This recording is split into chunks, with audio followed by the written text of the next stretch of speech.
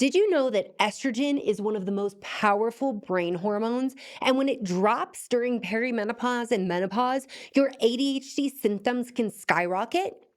Welcome back to the Dr. Brighten Show. Today, I want to talk about something I wish every woman with ADHD knew: how your hormones impact your brain and why perimenopause and menopause might be making your symptoms so much worse. If you found yourself thinking, wait, why does my ADHD feel so much harder now? You're not alone, and you're definitely not imagining it. In this episode, we are going to dive into why estrogen is your ADHD brain's secret weapon, what happens to your focus, mood, memory during perimenopause and menopause, and what you can actually do to feel better starting today. As a reminder, my sponsors make this show possible, so big thank you to them and big thank you to all of you who've taken the time to subscribe, to leave me a comment, and most importantly, leave me a review, which helps this podcast so much. With that said, let's get into it. ADHD isn't just about distraction. In fact, it's a really awful name: attention deficit hyperactivity disorder. Not all of us bounce off the wall, some of us bounce around in our heads. And it's not that we have a deficit in our ability to be attentive. It's just that, like, we want to hyper focus where we want to hyper focus, and we don't want to focus other places. So, beyond just feeling distracted, ADHD is also about how your brain manages your motivation, your memory, your emotional regulation, and all of this is executive function. And guess what helps regulate all of those things? Hormones, specifically estrogen, progesterone, cortisol, testosterone, and insulin. So let's start with our main diva, which is estrogen. It's the unsung hero for ADHD women, if you will. Estrogen boosts dopamine. It helps with dopamine production and utilization, the very neurotransmitter that is often low or dysregulated in ADHD brains. So when estrogen is high, like we see in our first half of our cycle, when your period starts, you might feel like your brain is finally working. You're like, I'm more focused, I'm more driven, I'm more me. It's a great feeling. But then estrogen drops, whether it's in the luteal phase taking a backseat to progesterone, or your postpartum, or your late phase perimenopause going into menopause. And then you feel it. You feel the brain fog, the emotional sensitivity, forgetting why you walked in a room, and feeling emotionally unstable. Let's not forget that emotional regulation is an executive function. Executive function is the key things we struggle with ADHD.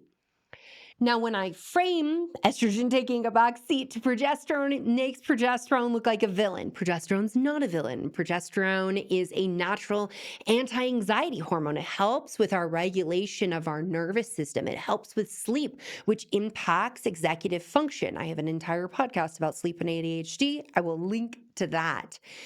But during our cyclical years, while we produce that progesterone, you have to ovulate. Through ovulation, we make the corpus luteum in the ovary that produces progesterone. So during our cyclical years, when we're producing progesterone, estrogen takes the back seat, and that can make the luteal phase feel a lot harder. In addition, if you're someone who's progesterone sensitive, it can actually increase irritability and mood swings. I have a whole podcast talking about PMDD and progesterone issues I'll link to. Now, cortisol, our stress hormone, it's also acting as a neurotransmitter in our brain, and it is more likely to be dysregulated if you're neurodivergent. You combine that with ADHD and hormone fluctuations, and you've got a perfect storm for overwhelm.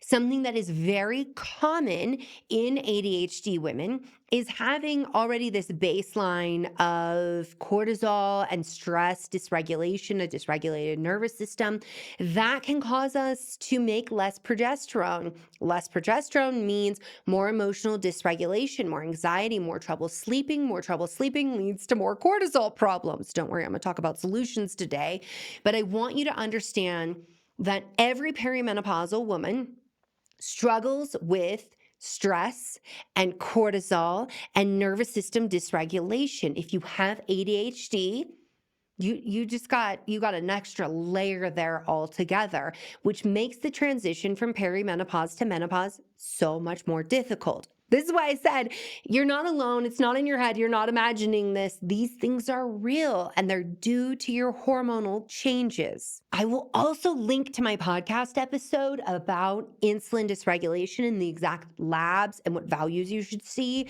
to be checking on your insulin, because insulin dysregulation, it's like 80% of women in perimenopause and menopause will experience it. It's so much worse when you're neurodivergent. And why does insulin matter? Well, it plays a really surprising role as well in your brain functioning and your executive function. So when your blood sugar's swinging, so does your dopamine availability, which can lead to more impulsivity, irritability, and mental fatigue. And then let's not forget testosterone. It's often overlooked in women, but it's super, super important. It is key for drive, motivation, risk tolerance. And when testosterone is low, you might feel flat, unmotivated, and disconnected from like your usual spark. You're like, I don't recognize myself. My like wake up, kick ass, set boundaries self is gone missing. So that is how our hormones can affect our ADHD brain and executive function. And in fact, these hormones can affect executive function. And it leads some people to conclude that women have late onset ADHD. There is no such thing as late onset ADHD. To be diagnosed with ADHD, your symptoms must have been present as a child. So, what is going on here? You were ignored, you were gaslit, your symptoms were not taken seriously. You were told to be polite, sit still, smile more, stop being so chattery, and don't doodle in class. But nobody stopped to think, could these be signs of ADHD? So I hate the term late diagnosed ADHD because it's incredibly invalidating to your entire life struggle. And you deserve to be recognized for the fact that you were never supported despite being neurodivergent. You were never supported, you were never taken seriously, and you still made it to where you are today. So I don't like disempowering statements. I don't like statements that act like this is just some new thing that you're experiencing, when that's not the truth of all of us who are late diagnosed ADHD, myself included. And did you know that brain fog, forgetfulness, emotional overwhelm in menopause aren't just signs of aging? They can actually be signs that your ADHD is colliding with your hormones or lack thereof in some cases. Perimenopause is a wild hormonal roller coaster leading up to menopause, which officially begins 1 year after your last period. And for women with ADHD, this can feel like falling off a cognitive cliff or slowly sliding down the hill into a pit of despair. And I want to change that narrative in perimenopause because none of us should feel like that. We have options and things available to change that for women, but it starts with understanding ADHD and the hormone connection. I gave you an overview of how these hormones are interacting with your brain and how they can affect ADHD. And I want to give you a bit of a behind the scenes, if you will, of like what is happening in perimenopause with these hormones that's making things worse. So if you remember what those hormones were doing, keep in mind that in perimenopause, estrogen starts fluctuating unpredictably, and then it starts just sliding downhill. It is dropping. That's in that late phase perimenopause. Progesterone tanks. It's the first to go because you have to ovulate. And what's perimenopause? We're running out of eggs. We're ovulating less frequently until we're out of eggs, and then we're not ovulating. We're not going to have any progesterone. You also can become more insulin resistant. So that is going to affect your brain energy. ADHD brains already struggle with energy production. Cortisol can spiral, and with all that added stress, we can have more dysregulation overall. And then for some women, Testosterone tanks. Not true for everyone, but if it's true for you, you wake up and you're tired, you're unmotivated. Again, you lost that spark. Now, did you know that many women aren't diagnosed with ADHD until perimenopause? Because that's when their symptoms become impossible to ignore. This is why it's not late onset ADHD. It's just, I can't handle it anymore ADHD. The hormonal turbulence doesn't just affect your body, okay? It's affecting your brain as well. And if you already have ADHD, you know you have it, then you will recognize the intensity of these symptoms, the shifts that are happening. If you don't know that you have ADHD, you might just be like, why is everything breaking? Why is my brain not working? Because what it can look like is word finding difficulties, memory lapses, increased overwhelm. So you used to have this to-do list and you could handle it like a boss. And now that is overwhelming to you. Maybe you have kids in school and you're like, just keeping up with the homework is so overwhelming. It can also feel like I used to be sharp. And now what happened? Like I was the person that could keep my to-do list in the brain and you know, all of it logged in my brain. And now I can't do that anymore. So things that, you know, are part of ADHD with the executive dysfunction, those can be new to you, or they can be so much worse, or the strategies you used to use, they don't work anymore. And the worst part is most doctors don't connect the dots, and women are being told things like, it's just aging, you're just stressed, you're old. I hate that so much. When really it's brain chemistry changing due to your hormones. And if we're not talking about hormones, when we're talking about female ADHD, we are missing a huge aspect of how to effectively manage ADHD and give you all the tools you need. And listen, if this is resonating with you, I have created an ADHD hormone sync little mini course for you. You can go to drbrighten.com/sync. That's drbrighten.com/SYNC. And what that is it's a series of just like little bite-sized 5-day email that I will deliver to you that helps you understand how your hormones are affecting your ADHD and some quick wins so that you can feel at your best. Okay, I want to take like 5 minutes now to talk about how ADHD shows up in real life because so many people can't get access to diagnosis and they're wondering like, do I have ADHD? And I want to share things that I hear from my patients, my community that I've experienced because I have ADHD. So some of the ways it might show up is that I used to manage so much and now I can't even keep up with my laundry. Or I've always had these ADHD like symptoms, wasn't sure if I had ADHD, but now it feels like they're completely running the show. Other ways it might show up for you is that you're constantly interrupting other people and you don't know why. Or maybe you are shopping and buying things that you're like, I don't need. Why am I buying this? These can be impulse control issues going on. You may also find that you are reaching for and maybe even binging on foods that you wouldn't normally eat. I mean, I love me some chocolate, but sometimes we're eating too much chocolate. We're eating too many chips. Like we are having impulse control issues, but we're also having binging because that is helping our dopamine get up and that feels good. But it also can be a situation where that's coupled with insulin dysregulation. You may also find that the littlest things make you explode. People are always asking you why you're angry, why you're upset, why are you so emotional? Which, by the way, if someone's having big emotions, don't ask them why they're so emotional. That's not going to end well. But you may find that you feel more explosive. As progesterone goes down, we don't have the GABA brake system in our brain. And if your brain is already ADHD, it's so prone to be like explosive, angry.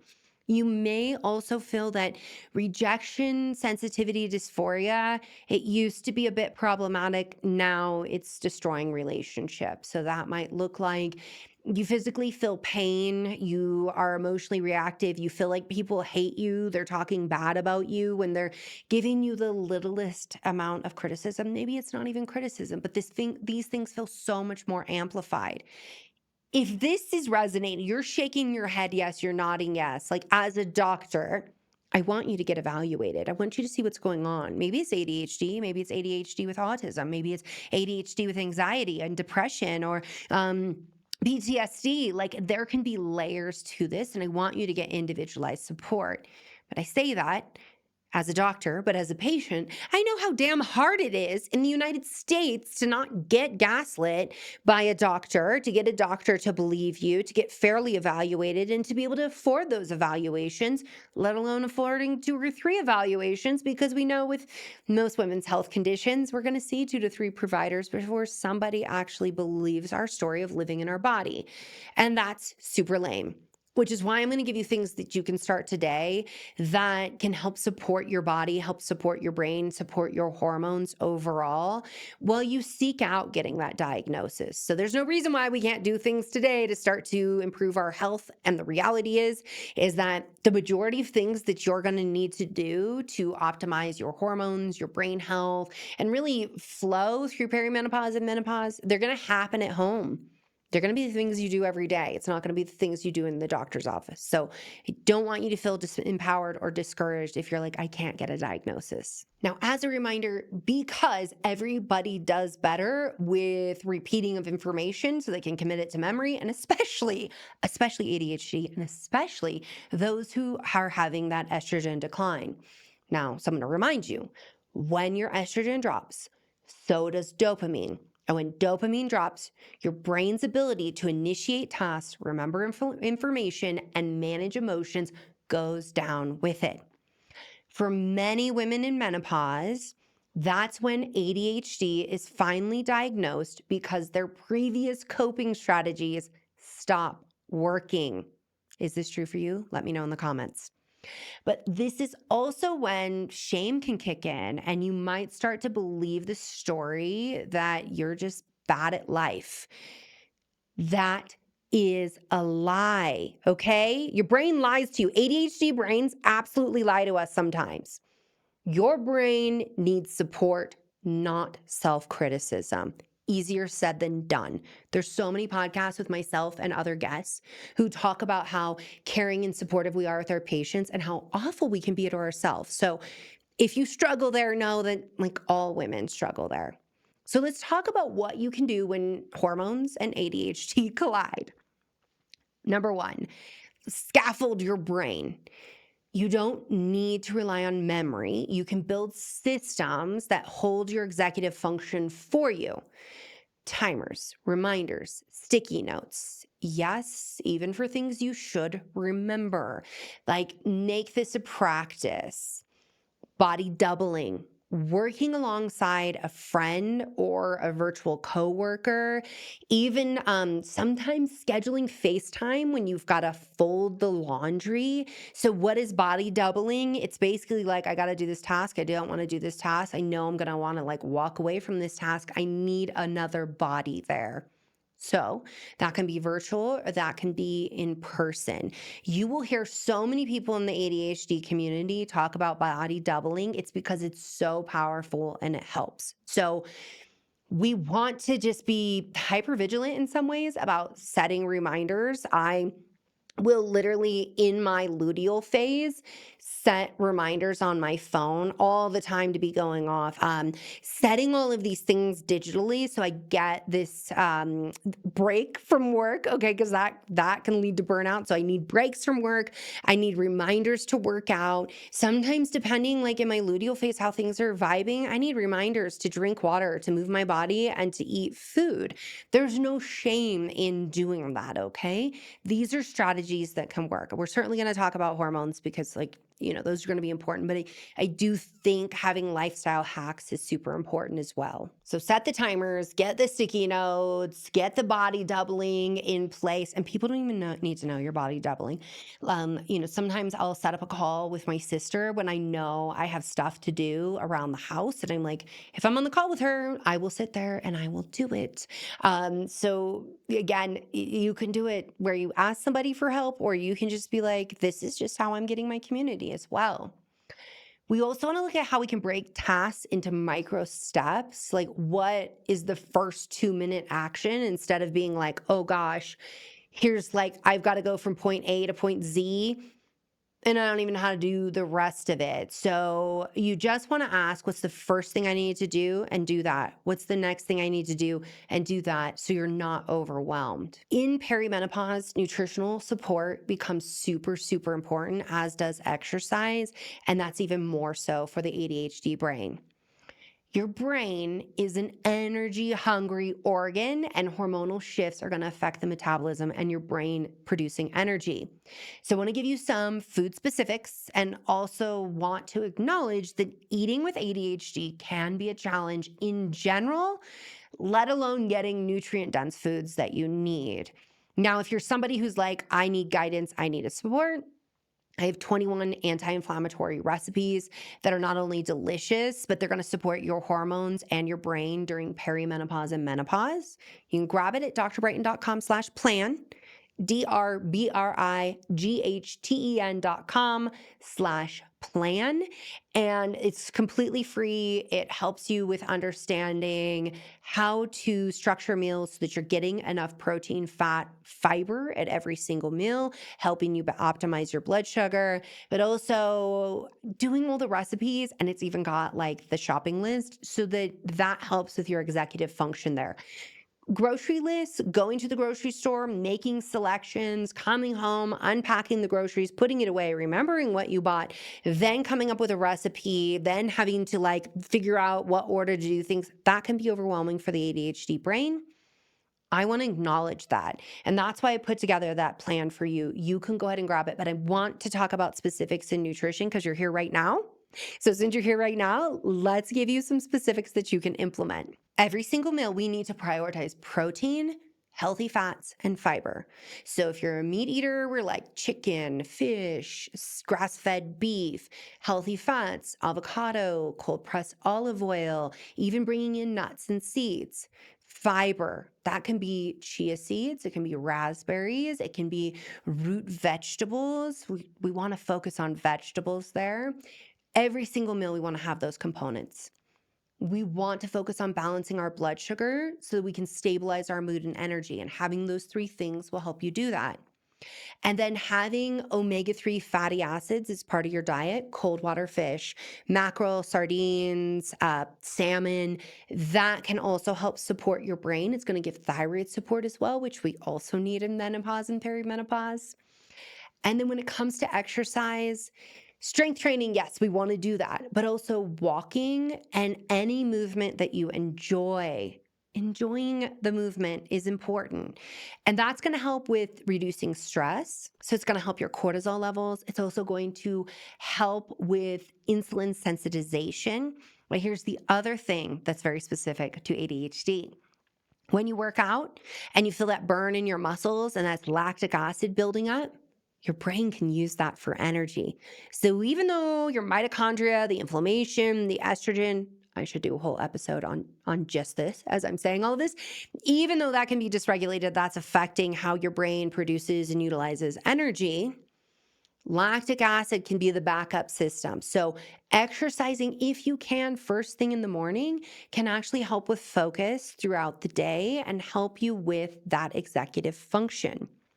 Now, if you're going to be working out, I'm going to link to an episode. It's an episode on perimenopause weight loss, but I think it's really important because it talks about different exercise strategies. It gives you a lot more about exercise. But if we're working out, we need to be fueling before and after. So if you're someone who's like, well, I work out at 5:30, I can't eat before then. Okay, same. I feel that. So that's a different story. But if you're working out at like 7, 8, try to get yourself, even if you're just like, I'm having a cup of coffee with collagen in it, and then, I'm eating like some like an apple and some peanut butter. If it's something light and easy, if it's like a smoothie or chia seed pudding you make the night before, something small just to get yourself a little fuel, it's going to work so much better in your workouts.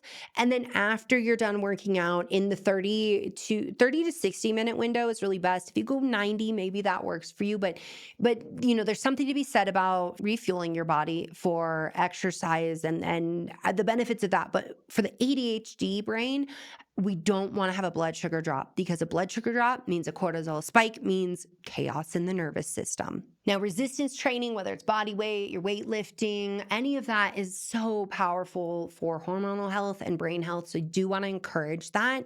And I want to talk about supplements. And so in segueing into supplements, creatine, 5 grams a day. After it usually takes about 2 weeks. That can help not only with your gains in the gym, but also with how your brain functions. Now, keep in mind, supplements are not going to cure your ADHD. They're just more of a bridge for your brain. And I do want to talk specifics beyond creatine of what is helpful for perimenopause and ADHD brains. Zinc, yes, helps with dopamine production, immune function. We're doing usually 15 to 30 milligrams a day, usually coupling that with copper as well. But COPA is a nootropic that supports memory and focus. Acetylcholine, it can help with boosting brain energy and attention. Saffron can improve mood, and in some people can reduce ADHD symptoms. Remember, supplements aren't meant to treat anything. They're meant to support and amplify what you're already doing with your nutrition and lifestyle. Omega-3 fatty acids, I talked about before. They're important for brain structure, mood, inflammation. We want them in the diet, but we also usually want to get like 2,000 milligrams in a supplement. Magnesium glycinate, calming for the nervous system, helps improve sleep. We're hitting usually about 300 milligrams nightly, specifically the glycinate form, because it helps so much with sleep. And that's crucial in perimenopause and menopause. And as a reminder, always check with your doctor, especially if you're on medications. So here's the bottom line. I know this was a shorter episode, but because it's ADHD and you guys have given me feedback where you're like, I can't pay attention for an hour, we were having a quickie. That's okay. That came out wrong. We're just going to leave it in. Okay. So here's what I want to leave you with. Your ADHD didn't get worse because you failed at life. It shifted because your hormones changed, and there is a way forward. It's not hopeless. When you understand your brain and your hormones, you can work with your body and not against it. You may also need to leverage hormone replacement therapy. Typically, we're starting with progesterone replacement therapy and oral micronized progesterone at 100 to 200 milligrams. But because you're neurodivergent, you may need less, you may need continuous, you are different. So we usually take that at night. And then as perimenopause progresses is when we bring in topical estrogen hormone replacement therapy. It is so helpful for your brain to produce energy, for your mitochondrial health, for regulating inflammation, all the things you're already susceptible to because you have ADHD. We'll typically bring that in topically, either using a gel, a cream, or maybe a patch, and doing the lowest dose possible.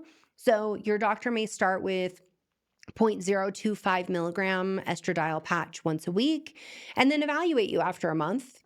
And then consider increasing that to twice a week, or maybe increasing the dose altogether. Testosterone is one that we need to test for. So with testosterone, we're going to look at a total testosterone, a free testosterone, and sex hormone binding globulin. If you're having low testosterone symptoms and you have low free testosterone, then that means we need to use testosterone hormone replacement therapy, and that can be a game changer for the ADHD brain. Estrogen gets a lot of hype, but testosterone is very important for ADHD women who are in perimenopause or menopause. And then there's also what we may use to the vulvar area. I have another episode where I talk about genital urinary syndrome of menopause and using topical estrogen, topical DHEA, and these other things. But it's super important that you meet with a prescriber who is not only well versed in HRT, but who is neuroaffirming and actually understands that the ADHD brain works differently. Because while nutrition and lifestyle are absolutely foundational, and you absolutely have to be doing those, sorry, non negotiable.